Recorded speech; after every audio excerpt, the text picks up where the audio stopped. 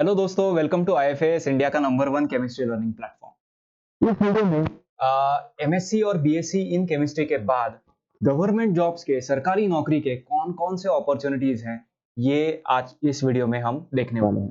ठीक है, government jobs के कई सारे एडवांटेजेस हमें पता है। जॉब सिक्योरिटी होती है, सोशल सिक्योरिटी होती है, अच्छी सैलरी होती है और कई सारे इंश्योरेंस, मेडिक्लेम्स जैसे बहुत सारे बेनिफिट्स होते हैं।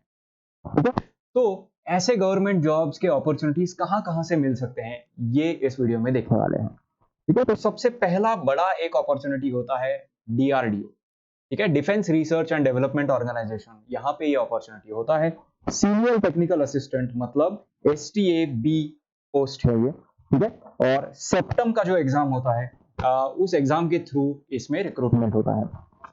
ठीक है, इसका एलिजिबिलिटी है बीएससी डिग्री इन केमिस्ट्री और एज लिमिट है 28 इयर्स का। ऑफ कोर्स इस एज लिमिट में आप अगर किसी कैटेगरी को बिलोंग करते हो, एससी, एसटी, ओबीसी, तो वहां पे रिलैक्सेशंस आते हैं। ठीक है, एग्जाम पैटर्न होता है कंप्यूटर बेस्ड, मतलब ये पूरा का पूरा ऑनलाइन एग्जाम है।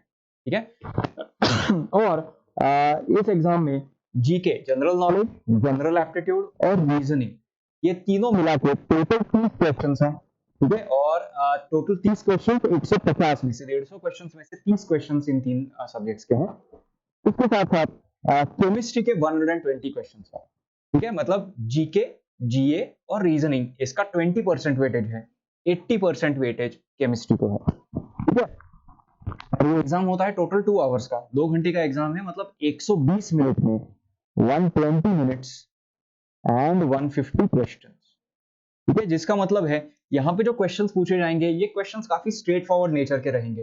यहाँ पे आपको 2-3 स्टेप का कैलकुलेशन करके या 2-3 स्टेप का रिएक्शन मैकेनिज्म लिख के कुछ फिगर आउट करने वाला जो क्वेश्चन होता है, वैसा क्वेश्चन नहीं होगा। ठीक है, तो यहाँ पे जो सिलेक्शन प्रोसेस है, ये इस तरह के एंट्रेंस टेस्ट के थ्रू होता है। टीयर 1, टीयर 2 का टेस्ट होता है, उसके बाद प्रिलिमिनरी डॉक्यूमेंट वेरिफिकेशन के बाद पोस्टिंग हो जाता है। ठीक है, वैसा ही डीआरडीओ का साइंटिस्ट बी का भी पोस्टिंग होता है, उसमें भी रिक्रूटमेंट होता है, और ये डीआरडीओ आरआईसी के थ्रू होता है, रिक्रूटमेंट एंड असेसमेंट सेंटर। तो यहाँ पे डायरेक्ट रिक्रूटमेंट होगा थ्रू वैलिड गेट स्कोर और रिटन टेस्ट और इंटरव्यू। ठीक है, रेयरली यहाँ पे रिटन टेस्ट होता है, गेट स्कोर के थ्रू डायरेक्टली रिक्रूटमेंट होता है या फिर इंटरव्यू के थ्रू डायरेक्ट रिक्रूटमेंट होता है। ठीक है, और अगर एग्जाम होगा तो exam includes only quantitative aptitude and chemistry. ठीक है, मतलब न्यूमेरिकल रीजनिंग, क्वांटिटेटिव एप्टीट्यूड मतलब न्यूमेरिकल रीजनिंग और ग्राफ्स और डायग्राम्स वाले क्वेश्चंस रहेंगे, और केमिस्ट्री के क्वेश्चंस रहेंगे। ठीक है, और ज्यादा जानकारी के लिए इस वेबसाइट को विजिट कीजिए www.drdo.gov.in। ठीक है, नेक्स्ट एक और पोस्ट होता है, वो है bureau of Indian standards, BIS का ये पोस्ट होता है, साइंटिस्ट बी का। ठीक है, और साइंटिस्ट बी का पोस्ट मतलब यहाँ पे एलिजिबिलिटी क्या होती है, masters degree in natural science और chemistry with not less than 60%। ठीक है, तो ये एलिजिबिलिटी क्राइटेरिया बहुत जरूरी है। मोर देन 60% मतलब ये फर्स्ट क्लास का जनरली एक फर्स्ट क्लास या सेकंड क्लास प्लस ग्रेड होता है। ठीक है, और वैलिड गेट स्कोर होना भी जरूरी है। ठीक है, यहाँ पे एज लिमिट है 30 इयर्स का, और रिलैक्सेशन ऑफ कोर्स है एससी, एसटी और ओबीसी के लिए। ठीक है, और सिलेक्शन प्रोसेस कैसा होता है कि there is a shortlisting for interview के लिए शॉर्टलिस्ट किया जाता है based on valid GATE score, और गेट स्कोर के बेसिस पे जब शॉर्टलिस्टिंग होता है उसके बाद पर्सनल इंटरव्यू होगा। ठीक है, और जानकारी के लिए www.bis.gov.in यहाँ पे चले जाइए। ठीक है, अब ये नेक्स्ट एक पोस्ट है एमपीएससी का, महाराष्ट्र पब्लिक सर्विस कमीशन का assistant chemical analyser group B का पोस्ट है। ठीक है, ये फॉरेंसिक साइंसेज में ये है। ठीक है, ये पोस्ट है फॉरेंसिक साइंसेज में।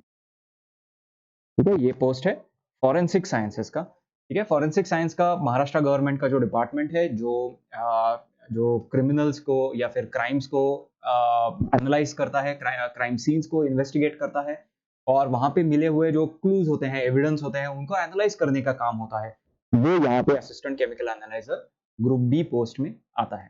ठीक है, और यहाँ पे एलिजिबिलिटी होती है masters degree in forensic science और इन केमिस्ट्री, और इसमें अगर लाइफ साइंसेस के स्टूडेंट्स है तो बायोकेमिस्ट्री में अगर आपका एमएससी है तब भी आप एलिजिबल होते हो।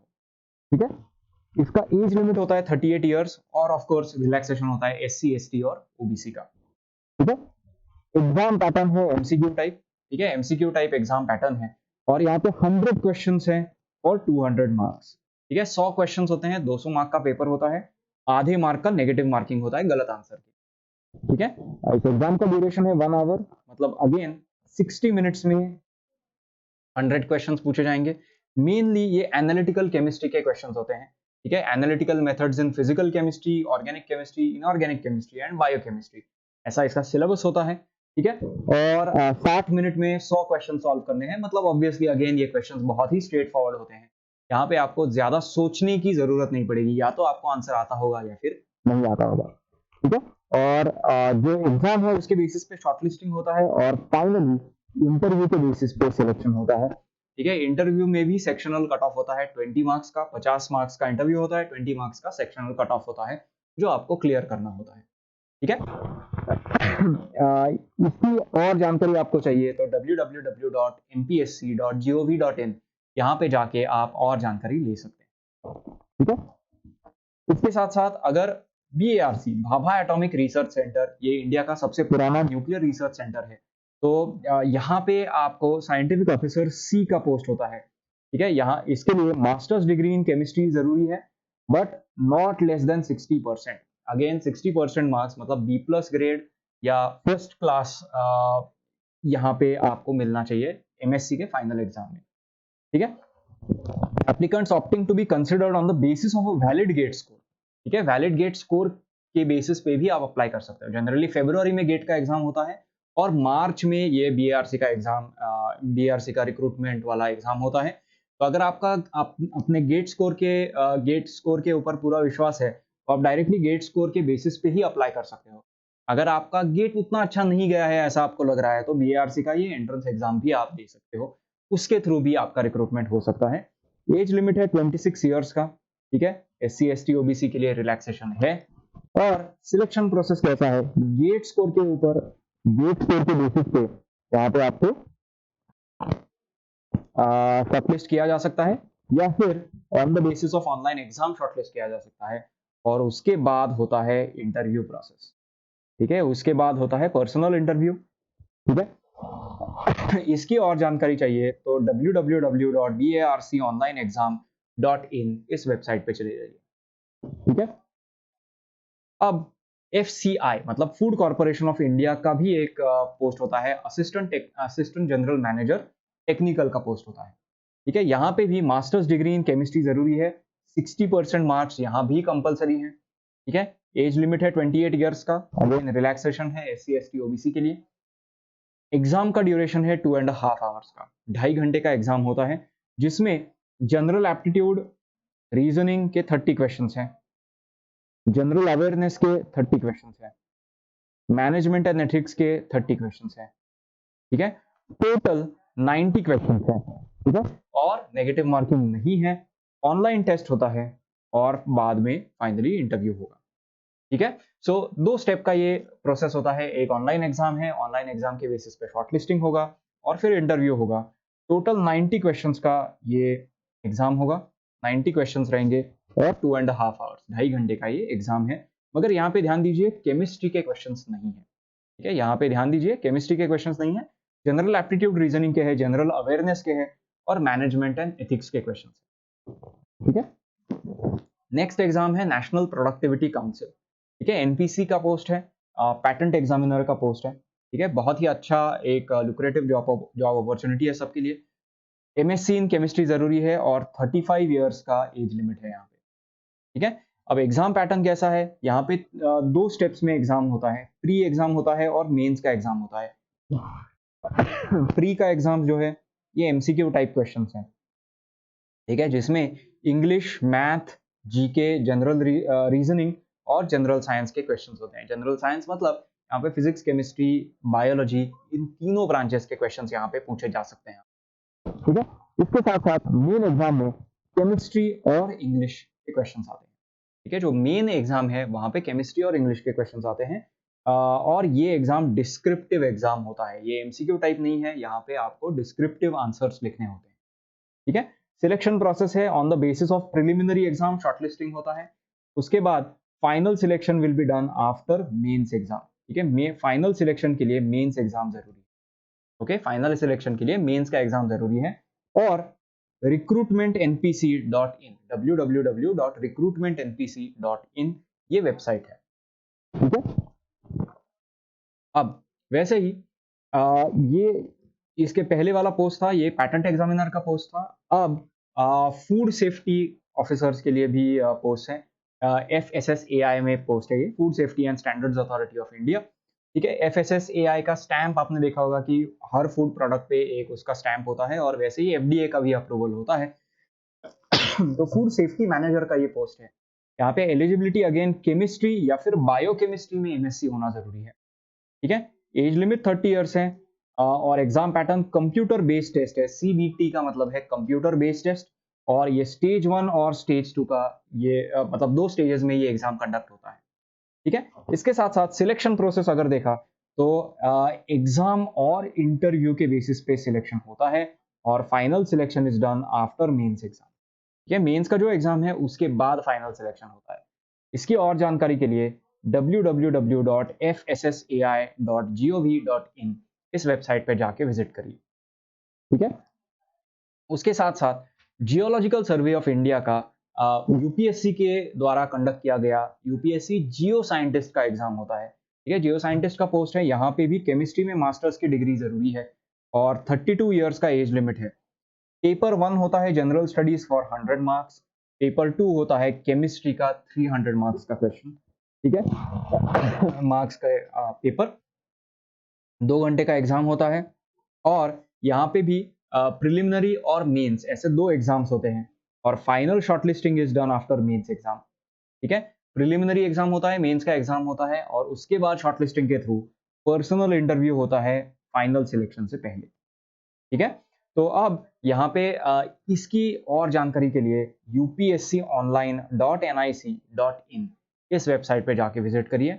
यहाँ पे डिटेल में आपको इस एग्जाम की जानकारी मिल जाएगी। ठीक है, उसके बाद Indian space research organisation ISRO का पोस्ट होता है, साइंटिस्ट का पोस्ट है। ठीक है, इसरो मुझे पता है कि बहुत स्टूडेंट्स का बचपन से सपना होता है कि इसरो में काम करना है। ठीक है, तो इसरो में साइंटिस्ट बनने के लिए आपको क्या जरूरी है, MSc और इक्विवेलेंट इन केमिस्ट्री। ठीक है, और 35 इयर्स का एज लिमिट होता है। ठीक है, इसमें सिलेक्शन प्रोसेस कैसा होता है, ऑनलाइन बायोडेटा, इनिशियल स्क्रीनिंग और रिटन टेस्ट और इंटरव्यू। ठीक है, पहले बायोडेटा देखते हैं, उसके बाद इनिशियल स्क्रीनिंग होता है, या फिर रिटन एग्जाम कंडक्ट किया जाता है। बायोडेटा के थ्रू स्क्रीनिंग होगा, या फिर अगर सफिशिएंट कैंडिडेट्स है जिन्होंने अप्लाई किया है, तो डायरेक्टली रिटन टेस्ट कंडक्ट किया जाता है, जहां से इंटरव्यू के लिए सिलेक्शन किया जाता है कैंडिडेट्स का। ठीक है, इसकी और जानकारी के लिए isro.gov.in इस वेबसाइट पे जाके आप देख सकते हो। ठीक है, नेक्स्ट है NTPC का, national thermal power corporation limited. NTPC ये एक पब्लिक सेक्टर अंडरटेकिंग है, PSU है।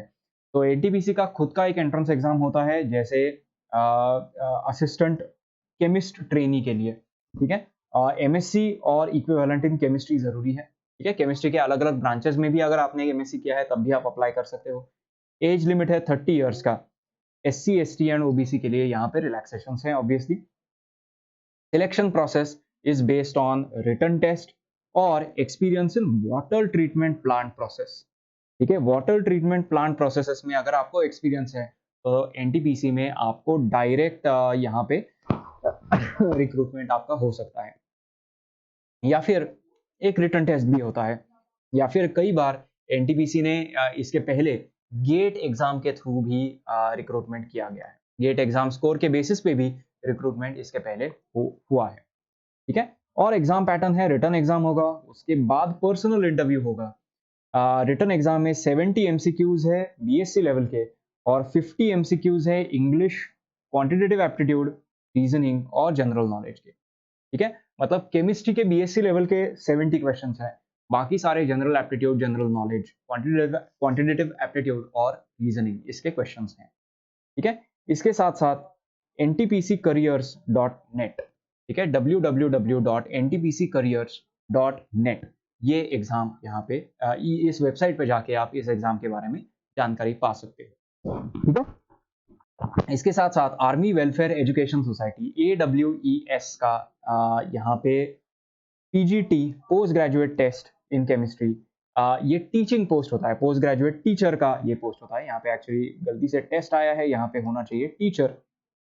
ठीक है, यहाँ पे होना चाहिए teacher, post graduate teacher in chemistry. तो यहाँ पे MSc केमिस्ट्री होना चाहिए, प्लस यहाँ पे एक चीज बहुत ध्यान से देखिए, बीएड कंपलसरी है। ठीक है, यहाँ पे बीएड कंपलसरी है। वैसे ही TGT ट्रेंड ग्रेजुएट टीचर, यहाँ पे भी ग्रेजुएशन विद केमिस्ट्री जरूरी है और बीएड का ये पोस्ट होता है, बीएड जरूरी होता है। वैसे ही प्राइमरी टीचर्स के लिए भी PRT ग्रेजुएशन होना चाहिए, फिर वो किसी भी ब्रांच में हुआ तो चलेगा, प्लस बीएड कंपलसरी है।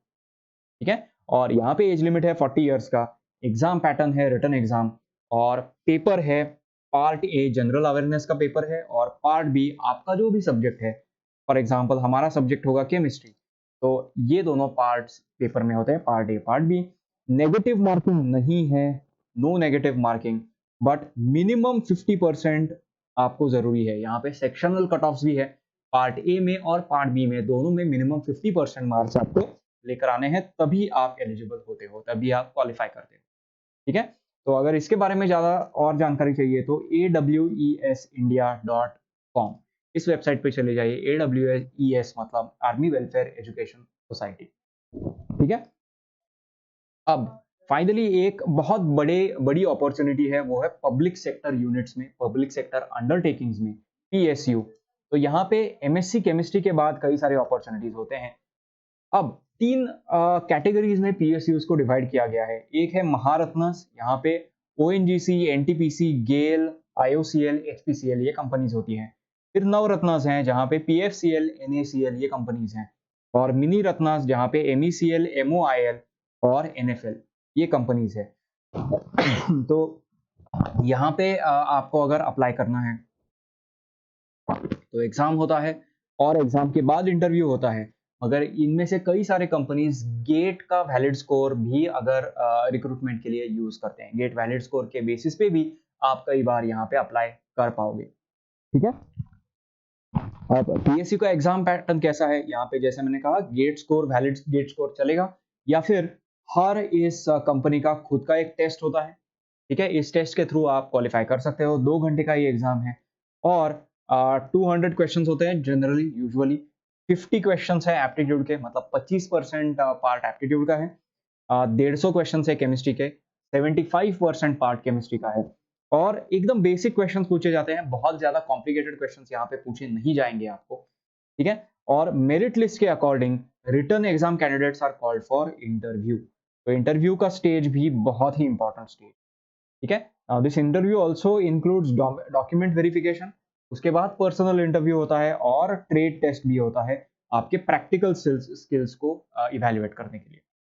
ठीक है, अब वैसे ही मेडिकल ट्रेनिंग होता है उसके बाद, और उसके बाद फाइनल ज्वाइनिंग होता है। ठीक है, मेडिकल ट्रेनिंग भी जरूरी एक स्टेप है इस पूरे सिलेक्शन प्रोसेस में। ओके, अब ये PSUs को मैंने बड़ा अपॉर्चुनिटी क्यों कहा था, क्योंकि सारे गवर्नमेंट जॉब्स में जो अलग अलग अपॉर्चुनिटीज होते हैं वही आपको PSUs में भी दिखते हैं। बहुत अच्छी सैलरी होती है, कॉम्पिटिटिव सैलरी होती है, डियरनेस अलाउंस, HRA मतलब हाउस रेंट अलाउंस, इसके साथ साथ ट्रैवल अलाउंसेस भी कई बार इसमें होते हैं, हॉलीडेज होते हैं, छुट्टियां कई सारी होती है, और एजुकेशनल मेडिकल प्रोविजंस और सपोर्ट्स ये भी मिलते हैं कंपनी के थ्रू। ठीक है, तो आपका काफी अच्छा एक क्वालिटी ऑफ लाइफ इस कंपनी में काम करने के बाद बन जाता है। ठीक है, अब ऐसे ही बाकी कई सारे पोस्ट हैं UPSC के थ्रू। जूनियर केमिस्ट का पोस्ट है, जो बाद में सीनियर केमिस्ट में कन्वर्ट भी होगा। रिसर्च असिस्टेंट के पोस्ट होते हैं, साइंटिफिक ऑफिसर्स के पोस्ट होते हैं, जूनियर सीनियर। यहाँ पे कई बार CSR नेट का एग्जाम अगर आपने क्वालिफाई किया है तो उसका भी फायदा होता है। या फिर UPSC का सेपरेट एग्जाम भी हो सकता है। upsconline.gov.in इस वेबसाइट पे जाओगे तो यहाँ पे आपको इसके बारे में सारी जानकारी मिल जाएगी। ठीक है, उसके साथ साथ स्टाफ सिलेक्शन कमीशन मतलब SSC और केमिस्ट के पोस्ट होते हैं। ये ssconline.nic.in इस वेबसाइट पे जाके इसकी भी जानकारी आप पा सकते हो।